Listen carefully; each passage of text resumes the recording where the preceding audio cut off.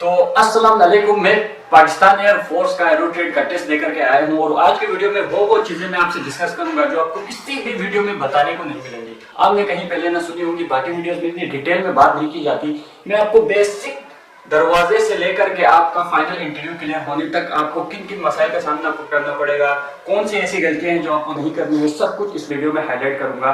तो each and every बात इस वीडियो में डिस्कस होने जा रही है, तो वीडियो आखिर तक जरूर देखिएगा। तो सबसे पहले हम लोग स्टार्ट लेते हैं, आपको डॉक्यूमेंट्स कौन से चाहिए। तो सबसे पहला बेसिक सेटअप यही है कि आप अपने डॉक्यूमेंट्स क्लियर करेंगे। तो सबसे पहले आपको 2 पासपोर्ट साइज फोटोज चाहिए होंगी। अपने वालिदा और वालिद साहब का जो C9C की फोटोकॉपी है उसको अटैच कराना पड़ेगा आपको, और मैं रिकमेंड करूंगा कि अपनी एक C9C की फोटोकॉपी निकालें, उसको भी अटैच कराएं। फिर उसके बाद आपको बेफाम चाहिए होगा ओरिजिनल, आपको अपनी मार्कशीट चाहिए होगी ओरिजिनल, और अगर आपने 2020 या 2020 से पहले मैट्रिक पास की है तो आपको अपनी ओरिजिनल सनद चाहिए होगी। ये बात आपको कोई नहीं बताएगा, लेकिन ये रिक्वायर्ड होती है, अदरवाइज आपको घर जाना पड़ेगा वापस। तो आप अपनी ये सारे डॉक्यूमेंट्स आपने कंप्लीट कर लिया। करने के बाद आप पहुंचेंगे जी एरोट्रेड के सेंटर में। एरोट्रेड के सेंटर के दरवाजे पर आप पहुंचेंगे, वहाँ की कंप्लीट चेकिंग होगी। आप कोई वॉच अपने साथ अंदर नहीं लेके जा सकते, पेन अपने साथ अंदर नहीं लेके जा सकते, आप टोपी कैप शेप वगैरह पहना हुआ जो अंदर नहीं ले जा सकते, आप मोबाइल फोन अंदर नहीं ले जा सकते। तो इसका आप इंतजाम आपको वहाँ पर ही करना पड़ेगा। कहीं आप किसी दुकानदार के पास छोड़े, जो भी करें आप अंदर नहीं लेके जा सकते।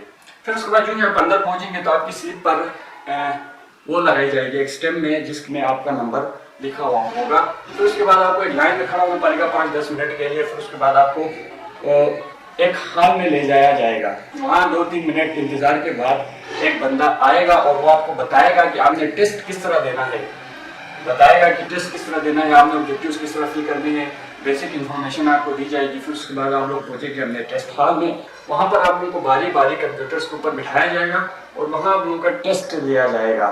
तो टेस्ट में आप लोगों ने क्या करना है, मैं आपको एक ट्रिक बताता हूँ। सबसे पहले आपका इंटेलिजेंस का टेस्ट होगा, 100 ऑब्जेक्टिव्स होंगे 40 मार्क्स के।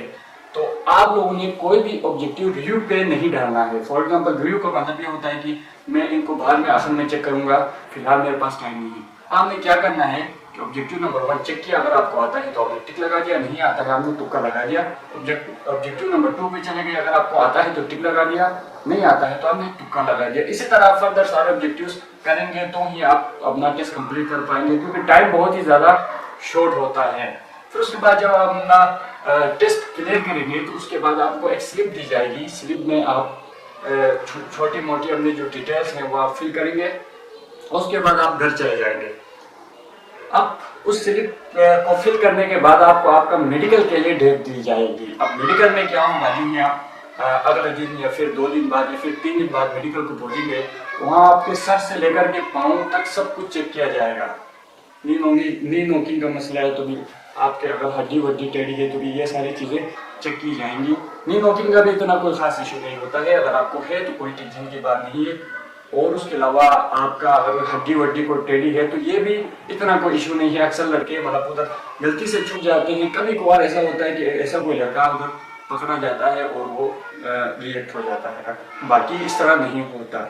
तो इसके बाद एक सबसे इम्पोर्टेंट बात, कुछ लड़के होते हैं, लड़कियां होती है जिन्होंने अपने हाथ पे कट मारे हुए होते हैं, उनको मैं रिकमेंड करूंगा आपने कभी उधर जाके नहीं बोलना है कि भाई ये कट मैंने खुद मारा है। आप उधर जाके बोलेंगे कि ये गलती से हुआ है, और अपनी बात पर अगर आप डटे रहेंगे तो आपको कोई इशू फेस करना नहीं पड़ेगा। फिर उसके बाद आपका मेडिकल हो जाएगा। मेडिकल के बाद आपका इनिशियल इंटरव्यू के लिए आपको डेट दी जाएगी, अगले दिन या फिर 2 दिन बाद, या फिर हो सकता है उसी दिन आपका क्या बोलते हैं इनिशियल इंटरव्यू हो जाए। और इनिशियल इंटरव्यू से पहले मैं आपको एक चीज़ और रिकमेंड करूंगा कि आपका जब मेडिकल होगा तो आप भरपूर सफाई के साथ नहा धो के अपनी बेसिक जो सफाई होती है वो करके आप उसको मेडिकल को चले जाए, नहीं तो आपको बहुत ज़्यादा बेइज्जती का सामना करना पड़ सकता है। अब आपका मेडिकल क्लियर हो चुका है। अब मेडिकल के बाद बात आती है जी आपके इनिशियल इंटरव्यू की। इनिशियल इंटरव्यू में लोग पूछते हैं कि यार सर क्या होगा इनिशियल इंटरव्यू में, किस तरह का मुश्किल होगा। तो कोई मुश्किल की बात नहीं होती है, वहाँ पर बेसिक 3 सवाल होते हैं, उसके बाद एडिशनल सवाल पूछे जाते हैं। फॉर एग्जाम्पल बेसिक में क्या है आपका, सबसे पहले तो जो आप इंटरव्यू के लिए दरवाजे के अंदर इंटर करेंगे तो आपने एक अच्छे अंदाज में दरवाजा खोलते ही अस्सलाम वालेकुम कहना है। फिर उसके बाद आपने बोलना है कि सर मैं आई कमिंग, क्या मैं अंदर आ सकता हूँ। फिर उसके बाद जो आप कुर्सी के पास आएंगे, आपने कुर्सी में डायरेक्ट बैठना नहीं है, ठीक है। आपने क्या बोला, सर क्या मैं बैठ जाऊं? अगर वो लोग आपसे एडवांस बोले कि आप बैठ जाएं तो आप चुपचाप बैठ जाएं। अगर वो लोग ना बोले तो आप कहेंगे सर क्या मैं बैठ सकता हूँ, फिर बैठ जाएं। बैठने के बाद आप खामोश रहें, आई कंटेंट बनाने की कोशिश करें। नहीं बना सकते तो आपका सर यहाँ सामने है, बैकग्राउंड में दीवार होगी, आप उस दीवार की तरफ देखते रहे तो सर को ऐसा लगेगा कि आप उसी की तरफ ही देख रहे हैं। तो इसके बाद सर आपसे पहला सवाल पूछेगा, नाम बताओ और आप अपना इंट्रो बताओ। इंट्रो मतलब बेसिक अपने बारे में बताओ, वो आपको बताएंगे। फिर उसके बाद आपसे आपकी हॉबीज पूछी जाएंगी, ये हॉबीज बताएंगे। उसके बाद आप जो है ना, आपसे वो लोग पूछेंगे कि आप पीएफ एरोटेड क्यों ज्वाइन करना चाहते हो, तो आपने इसका जवाब ये देना है कि मेरा बचपन से सपना था कि मैं पीएफ ज्वाइन करूं। इसके अलावा कोई और रीज़न देंगे तो वो फिर आपको मुश्किलात का सामना करना पड़ेगा। फॉर एग्जांपल बाद स्टूडेंट ने बोला था कि फाइनेंशियल इश्यूज़ के हवाले से मसले थे, इस वजह से हम पीएफ में जाना चाहते हैं। इस तरह के जवाब आपने नहीं देना। आपने सिंपल ये बोलना है कि आपने बचपन से सपना था कि मैं पाकिस्तान एयरफोर्स में आऊँ, तो इस वजह से मैंने टेस्ट में अप्लाई किया हुआ है।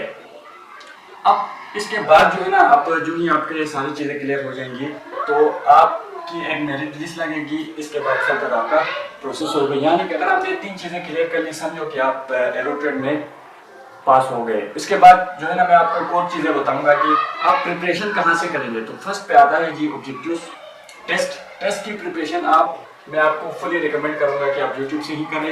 यूट्यूब से वीडियोस देखें, यूट्यूब में बेस्ट इंफॉर्मेशन है। यूट्यूब से अगर आप करेंगे तो आपको आसानी के साथ तैयारी हो जाएगी। इसके अलावा मैं आपको एक वाइटल पॉइंट ये बता दूं कि अगर किसी स्टूडेंट का थोड़ा सा भी दिमाग चलता है, 70-80% उसके मार्क्स आए हुए हैं मैट्रिक में, यानी उसके पास थोड़ा सा दिमाग है, तो अगर थोड़ा सा भी दिमाग है तो वो जो है ना टेस्ट वो बिना किसी प्रिपरेशन के भी क्लियर कर सकता है। कोई मुश्किल टेस्ट नहीं आता।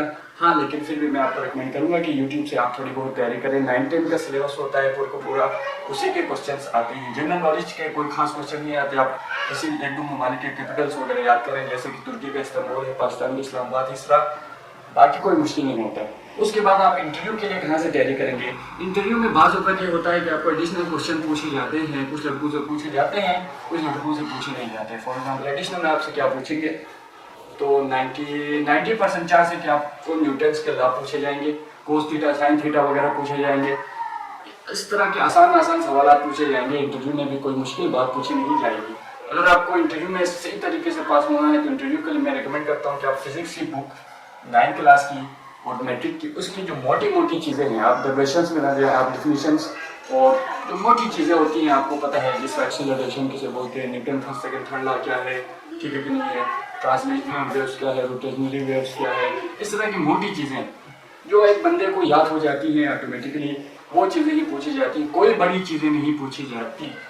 तो यार ये थी बेसिक हमारी वीडियो जिसमें हमने सब कुछ डिस्कस किया। अगर किसी का कोई सवाल देखता है, अगर किसी ने कोई रिकमेंडेशन करनी है अगली वीडियो के हवाले से, तो कमेंट सेक्शन में इजीली अपनी राय का इजहार कर सकता है। तो इसी के साथ मिलते हैं किसी और वीडियो में किसी और टॉपिक के साथ। तो अल्लाह हाफिज़, अपना ख्याल रखें और चैनल को सब्सक्राइब भी करें।